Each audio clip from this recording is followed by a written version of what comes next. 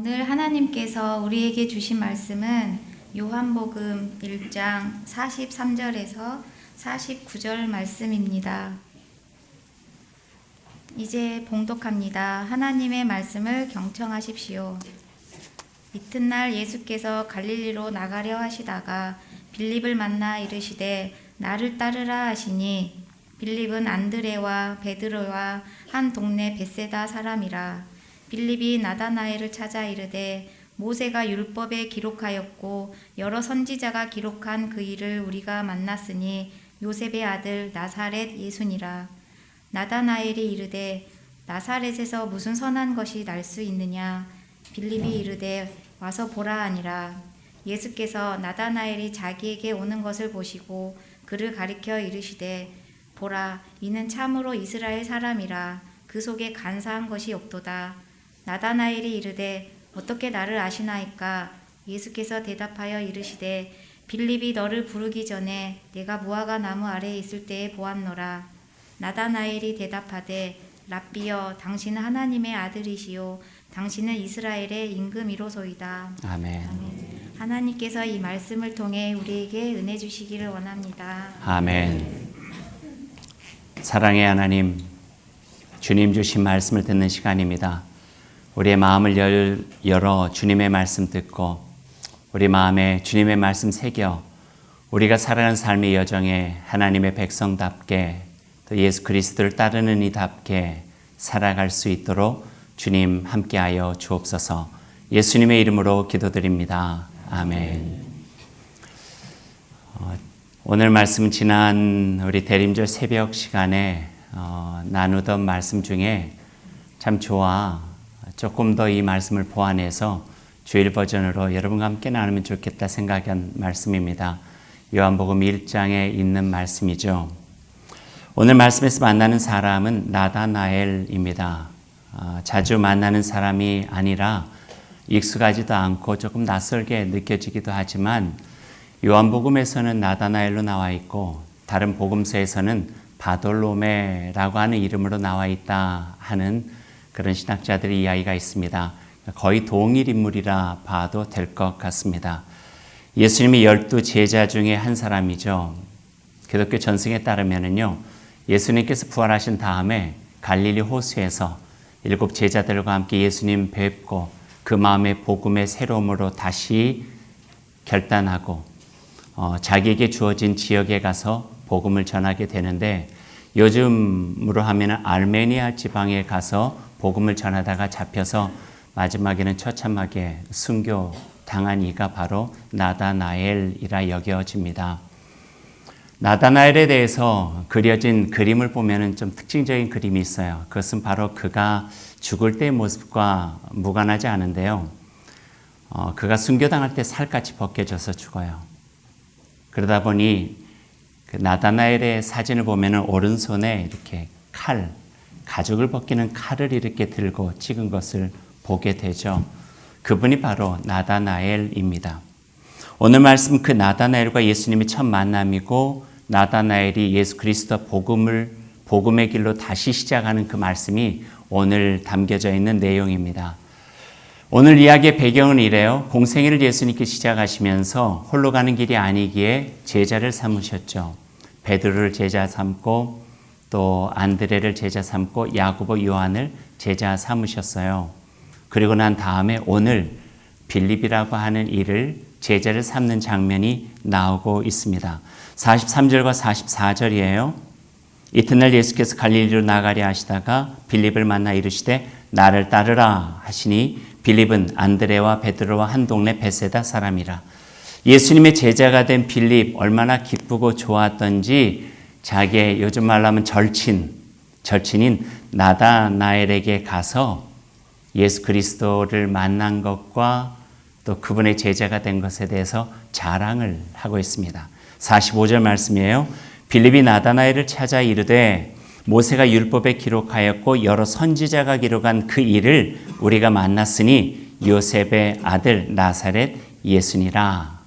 그렇게 이야기를 하고 있는 거죠. 율법이 기록하였고 여러 선지자가 기록하고 예시하고 예언한 사람 누구일까요? 메시아, 그리스도, 그분을 만나게 되었다는 거예요. 절망 중에 희망을 줄 수 있는 분, 암울한 이 세상 속에서 한 줄기 빛으로 모셔서 이 세상에 하나님의 나라를 펼쳐갈 수 있는 그분, 모든 것을 다시 역전시키시고 새로운 세상을 펼쳐나갈 수 있는 메시아 그리스도를 내가 만났다 하는 이야기를 나다넬에게 전해주고 있는 거죠. 여기서 한 가지 그냥 생각해 볼 부분이 있어요. 빌립이 나다넬에게 가서 이 말을 전한 이유가 뭘까 하는 거예요. 빌립이 예수님의 제자가 되고 예수 그리스도가 그 분임을 알게 되고 그분을 따라가면서 나다나엘에게 가자마자 이 말을 전한 이유가 뭘까? 이거죠. 이런 생각을 했을 것 같아요. 내가 이 말을 하면, 이것을 전해주면 나다나엘이 참 좋아하겠다. 참 기뻐하겠다. 이 생각을 한 거예요. 그러니까 절친이라고 하는 것은 거의 삶에 대한 부분들, 생각에 대한 부분들을 공유하고 있는 거잖아요. 그러니까 빌립의 마음속에 하나님의 나라와 이 땅을 회복하실 메시아에 대한 갈망이 있었다면 나다나엘도 똑같은 그 갈망 속에서 절친이 되어진 거예요. 친구를 보면은 친구를 안다 하죠. 그러니 자기가 예수 그리스도 그분을 보면서 이분이 바로 율법과 선지자들이 예시한 바로 그분이라고 하는 것을 알게 되고 경험하고 그분과 함께 길을 새롭게 나서면서 야, 이 좋은 길, 이 복음을 내 친구인 나다넬에게 가서도 전하면은 그가 정말 좋아하겠다라고 하는 생각을 가지고 그에게 달려가 그 말을 전하게 된 것이죠. 예를 들자면 이런 부분도 있어요. 이제 후배 선교사가 있어요.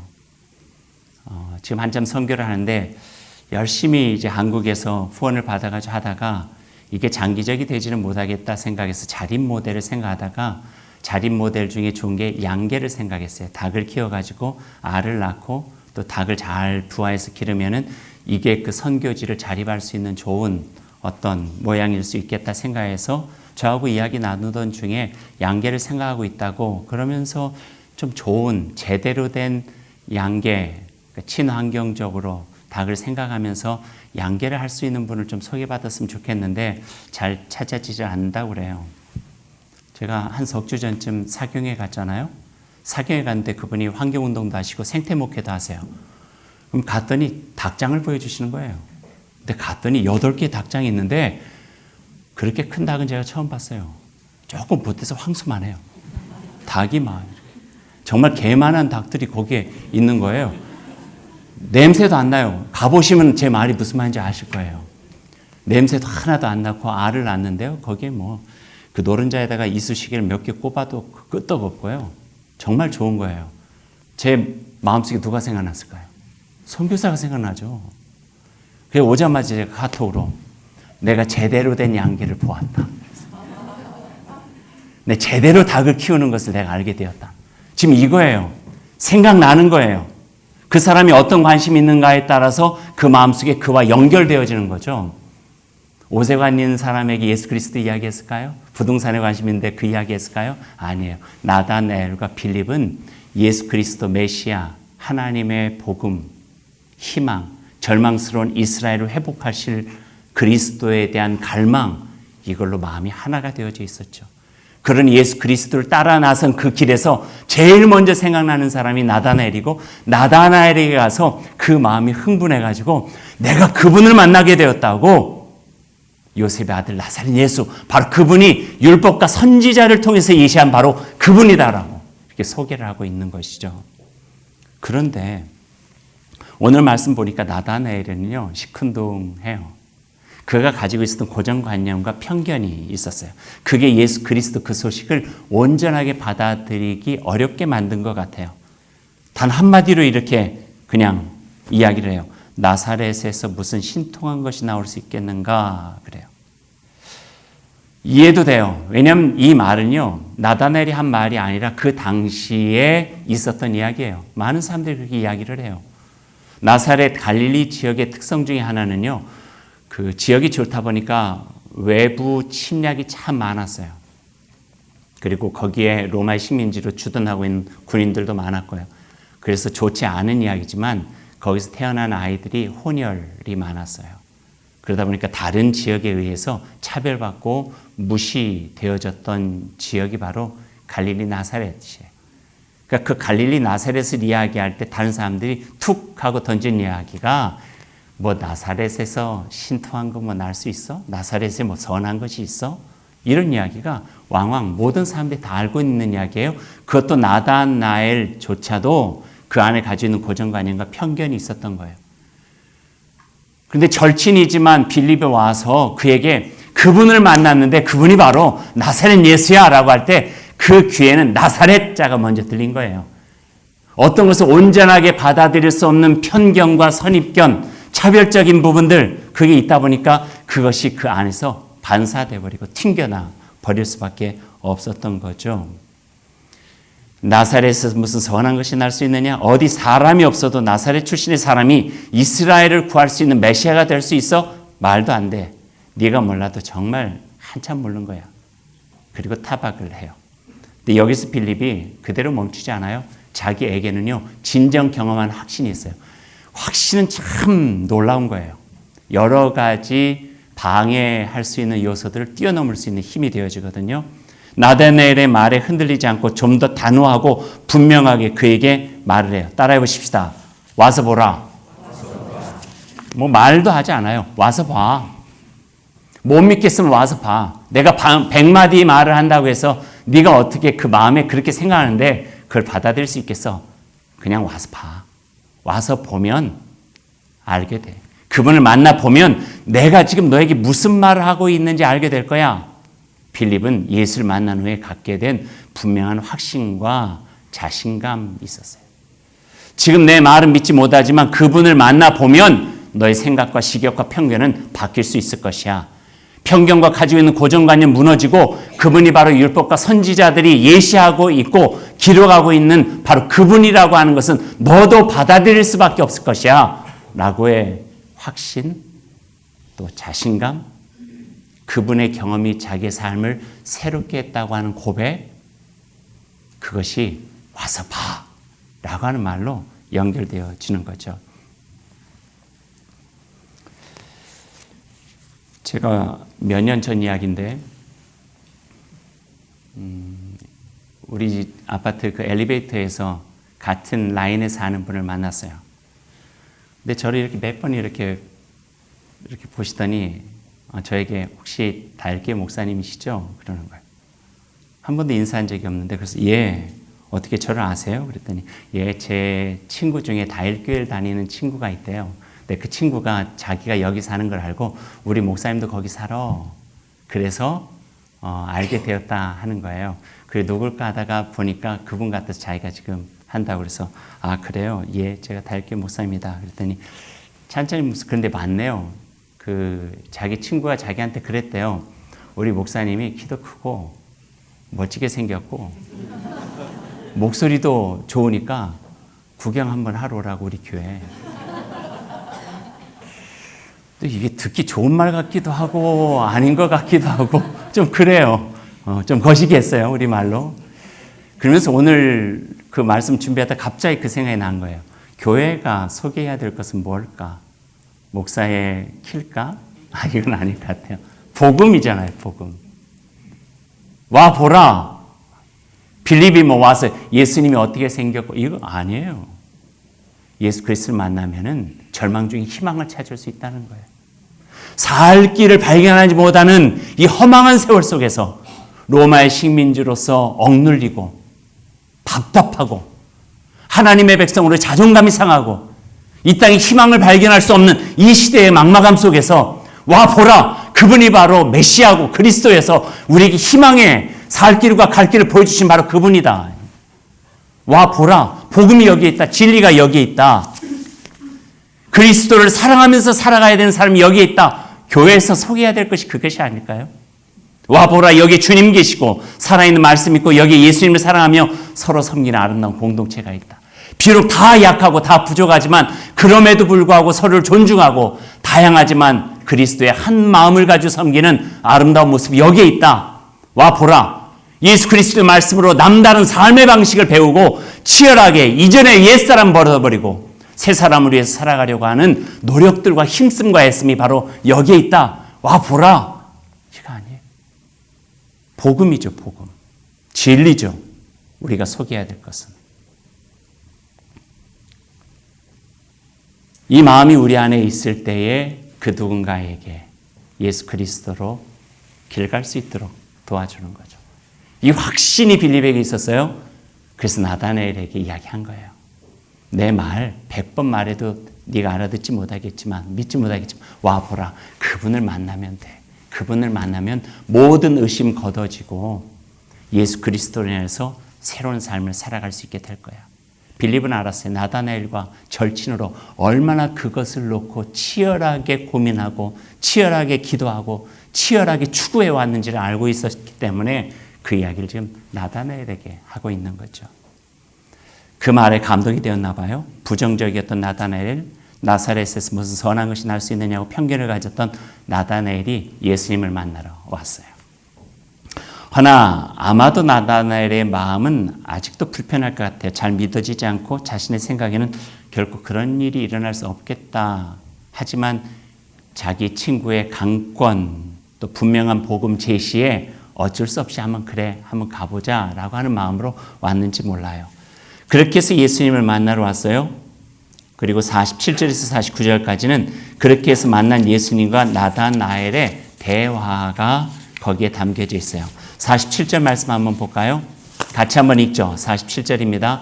예수께서 나다나엘이 자기에게 오는 것을 보시고 그를 가르쳐 이르시되 보라 이는 참으로 이스라엘 사람이라 그 속에 간사한 것이 없노라. 첫 만남이에요. 처음 만났어요. 나다나엘에 들에서 아마 들은 바가 그리 많지 않을 것 같아요. 예수님이. 그런데 처음 보았는데 예수님께서 나다나엘에게 이렇게 이야기하시는 거예요. 그대는 참으로 이스라엘 사람이요 그 속에 간사한 것이 없는 참 진실된 사람입니다. 이렇게 이야기를 한 거예요. 나다나엘은 이 말을 듣고 조금 난처해해요. 아마 속으로 아니 자기가 나를 알면 얼마나 안다고 첫 만남에서 나를 이렇게 이야기를 하지? 아첨하는 것 같은 느껴질 수도 있겠죠. 그런 속내가 그 다음 구절에서 이렇게 조금 드러나요. 48절 나다나엘이 이르되 어떻게 나를 아시나이까? 어떻게 나를 아시나이까? 나를 얼마나 많이 알기에 나에게 이런 말을 하시나이까? 이렇게 묻는 거죠. 약간의 비아냥도 좀 묻어나고 있어요.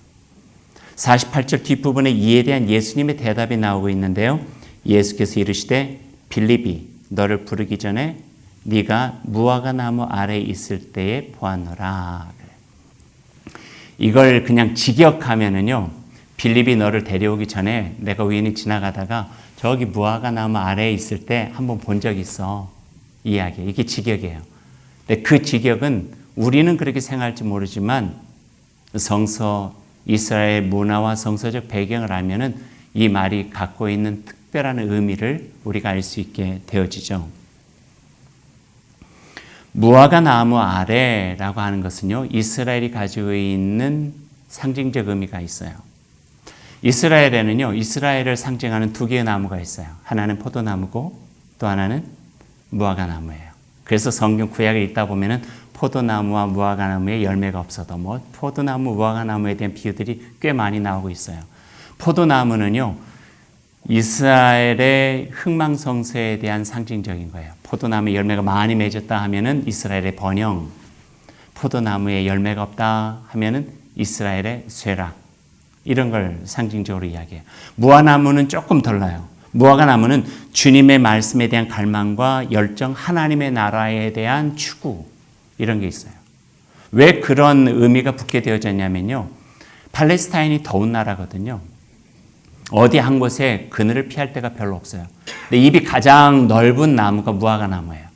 그래서 그들의 마음속에 고민, 하나님의 백성으로의 치열함, 갈망, 열망, 하나님의 말씀을 상고하는 거, 서로 배우고 서로 나누고 치열하게 하나님의 사람으로 살아가려고 애쓰는 거, 이런 이야기들이 나오지는 주로 장소가 무화과 나무 아래에서 뜨거운 태양빛을 피해서 거기서 나눠지게 되는 거예요. 그래서 예수님께서 지금 나다나엘에게 네가 무화과나무 아래에 있는 것을 내가 보았다는 것은 장소적 의미가 아니에요. 그의 삶에 대한 이야기인 거예요. 너의 마음속에 하나님의 나라에 대한 열망과 갈망과 치열한 추구함이 있는 것을 내가 보았다는 거예요. 네가 얼마나 이 시대를 보면서 절망하지만 절망 속에서도 하나님 안에서 희망을 찾아보기 위해서 얼마나 애절한가를 내가 알고 있다 하는 거예요. 세상을 보면 답답하고 현실을 보면 모든 것들에 아무런 희망도 찾을 수가 없지만 그럼에도 불구하고 메시아가 오시면은 하나님께 정해주신 그분을 통해서 열어가실 하나님의 나라에 대한 그 마음의 갈망과 추구함을 있는 것을 내가 알고 있다. 이 이야기예요. 네가 무화과나무 아래에 있는 것을 내가 보았다라고 하는 것은 바로 그런 의미가 있는 거죠. 장소적인 개념 아니고 그가 가지고 있는 열망이에요.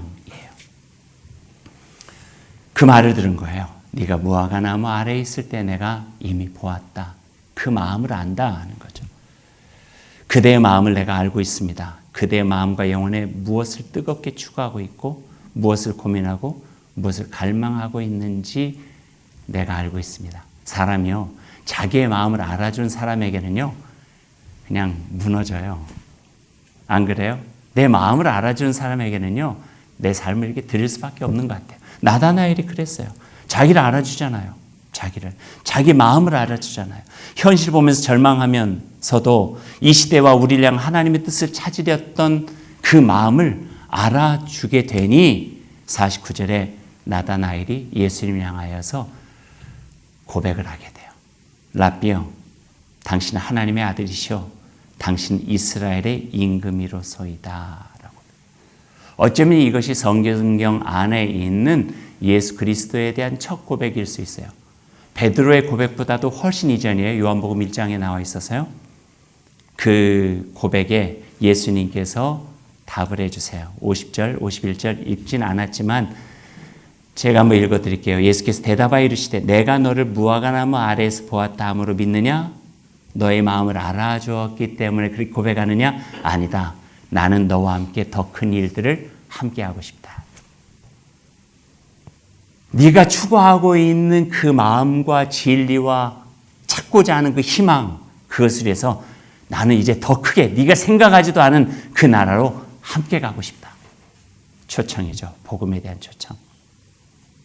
그럴 때 나다나엘이 복음서에 따른 바돌로메가 되어서 예수님의 12 제자 중에 한 사람으로 주님의 복음의 길을 같이 걸어가게 된 소중한 사람이 되어진 것입니다.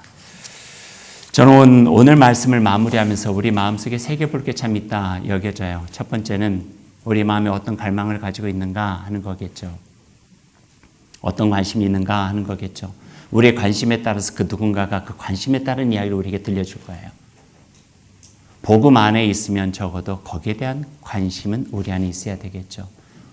어떻게 믿음으로 살아가는 삶이 내가 살아갈 수 있을까? 어떻게 하면 하나님의 참된 진리를 깨달아 알 수 있을까? 그럴 때 거기에 관련된 이야기들은 우리에게 들려질 수밖에 없고요. 두 번째는 빌립이 가지고 있는 확신, 분명한 확신, 내가 누군가에게 전할 수 있는 내 안에 있는 진정한 고백과 확신, 이걸 마련하기 위해서 우리가 보다 더 많은 애를 써야 되겠다라고 하는 생각을 해보았어요. 그리고 세 번째, 말씀 마무리하면서 한 가지 우리 신앙의 숙제를 갖게 됩니다. 예수님은 나다나엘이 무화과나무 아래에서 봄으로 거짓 없고 진실된 모습을 보았다 그렇게 이야기했죠. 그럼 우리의 무화과나무는 어디일까요? 예수 그리스도에게 거짓 없고 진실된 모습이 발견될 수 있는 그 자리는 어디일까요? 무화과로 유명한 영암이라도 가서 그 나무 밑에 있어야 될까요? 그건 아니겠죠. 장소적 개념이 아니니까요. 이런 걸 거예요. 하나님의 말씀 마음에 새기고 어떻게 하면 나의 자녀들을 하나님의 말씀을 잘 양육할 수 있을까 애쓰고 있는 그 현장이 무화과 나무겠죠. 왜냐하면 그 모습을 보니까 참 하나님의 말씀으로 살아가려고 하는 너의 거짓 없고 진실된 모습을 내가 알겠다라고 하는 거죠. 내 일터에서 동료들과 함께 만나서 나에게 주어진 업무들을 해나갈 때 내가 그리스도인으로서 복음에 합당한 삶을 살아가기 위해서는 어떻게 살아가야 되는가 고민하면서 애쓰고 쉽지 않은 삶을 기도하면서 해나갈 때에 어쩌면 그곳이 무화과나무 아래일 거예요. 예수님께서 그 모습을 보시면서 그곳에서 네가 하는 그 모습을 보니 너의 거짓 없고 진실된 그 모습을 내가 비로소 알게 되었다. 이런 거겠죠. 교회 안에서 남을 섬기는 모습, 낯선 일을 대하는 모습, 어려운 현장 속에서 내가 어떻게 해야 되는가를 보여주는 모습들, 이 모습 하나하나가 다 우리에게는 무화과 나무 아래일 수밖에 없다 하는 거예요. 아니면 내가 있는 그 자리를 무화과 나무 아래로 만들어가는 거예요. 나는 이 자리에서 내게 주어진 언제나 어디서든지 내게 주어진 자리와 내가 만나는 사람 속에서 내 안에 있는 주님 예수 그리스도의 말씀과 하나님의 백성으로서의 그 열망을 내가 이루어가기 위해서 애를 쓰고 있습니다. 쉽지는 않겠지만 노력하고 있습니다. 라고 하는 것들 볼 때에 예수님 우리를 향하여서 이런 말씀하시겠다는 거예요. 네가 그곳에서 하는 그 모습을 보니까 거짓 없고 참 진실된 사람이라고 하는 것을 내가 알 수 있겠다. 그리고 말씀하시겠죠. 이제 나와 함께 더 큰 하나님의 나라, 이 세상 예수 그리스도가 이루시려고 했던 그 아름다운 하나님의 뜻이 이루어지는 그 나라를 위하여 나와 함께 가자. 오늘 이 말씀이 우리에게 들려지고 있습니다. 사랑하는 여러분, 우리가 있는 곳이 어디이든지 간에 예수님의 눈길에 오늘 나다나엘처럼 진실되게 발견될 수 있는 그런 삶을 살아가 보십시다. 쉽지는 않겠죠. 하지만 그렇게 살다 보면 우리 자리에 임하신 하나님의 은총, 주님의 격려 경험하고 우리의 삶을 통해서 내가 생각하지도 않았던 더 큰 일들, 하나님의 나라 이룬 일들을 꼭 이루며 살아가게 될 줄로 믿습니다. 그런 은혜가 저와 여러분 가운데 함께 하시기를 소망합니다. 기도하십시다. 하나님, 오늘 말씀을 통해서 우리에게 힘과 용기를 주시고 희망과 보람을 깨닫게 해주셔서 감사드립니다. 먼저 빌립에게 배웁니다. 예수님을 만난 그 기쁨을 다른 사람에게 나누지 않고는 견딜 수 없어 와서 보라 권면한 그 사랑과 기쁨과 복음의 기계를 우리도 가질 수 있도록 인도하여 주옵소서. 또한 나다나엘에게도 배웁니다. 자신의 세속적 판단과 경험에 비추어서 모든 것들을 판단하지 않고 예수님을 만나 그의 마음을 열고 새롭게 결단하고 주님 앞에 새로운 사람으로 살아가게 된 그 모습을 우리가 배우게 하여 주옵소서. 그리하여서 우리가 있는 그 자리가 하나님께서 복 주시는 자리, 세상을 더욱더 넉넉하게 만들어 가시는 하나님의 나라가 임하는 자리가 될 수 있도록 인도하여 주옵소서. 주님, 무화과나무 아래는 끊임없이 자기의 부족함을 되돌아보면서 하나님의 말씀 같아서 온전히 알기 위해 힘을 다하는 자리입니다. 나의 삶의 일상 속에서 무화과나무 아래에 있게 하시고 주님의 눈이 보시기에 참 진리의 삶이 될 수 있는 저희의 신실한 믿음의 여정이 될 수 있도록 주님 함께하여 주옵소서. 예수님의 이름으로 기도드립니다. 아멘.